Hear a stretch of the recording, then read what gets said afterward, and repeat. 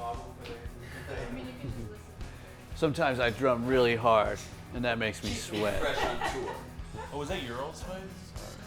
Hello, my name is Christopher. I play in a band called Girls. And I am J.R. and I do too.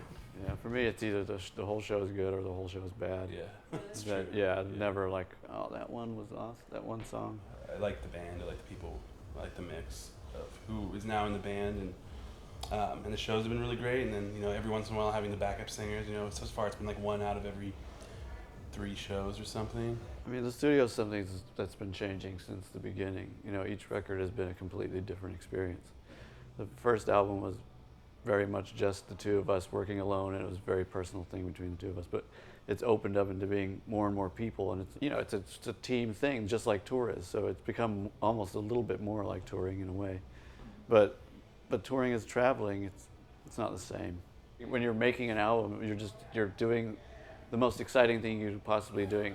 For us, that's like the pinnacle of everything. So it's just it's different. When you're on tour, you're just on tour. We're very excited in the studio, and on the road, we're just kind of regular dudes. The slower the song gets, the more fragile the situation is live, because you have a huge mob there, and they could just drown you out at that point. As far as feeling vulnerable about singing your lyrics, that happens on every song. That's the whole thing. It wouldn't be any fun if it was felt like making a sandwich. It wouldn't be any fun. Like it's a personal, exciting. It's like one of the most rewarding moments. And that girl, Cece, made her cover of "Lust for Life," and it was really bizarre, but I still enjoyed it so much. I mean, I would listen to it on my iPod.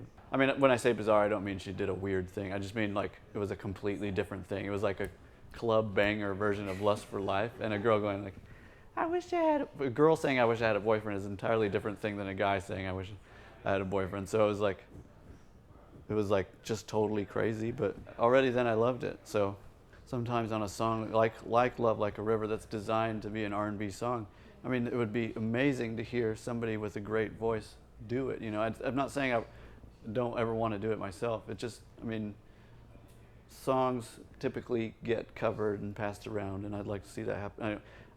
Just because we have funny backstories and we're weird guys doesn't mean that great people should stay away from our songs. Just, in case any great talents are watching, feel free to cover the songs. They're good songs. We're good people. You won't be looked down on. We won't hate you. I've been listening to that song "Unravel" by Bjork a lot, over and over again.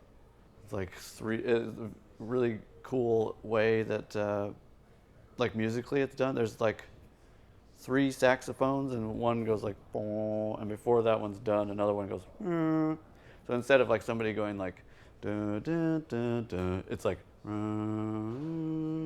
and the other one, they overlap each other. But for a saxophone 3-piece to be doing that is very interesting. And then of course her voice is just beautiful.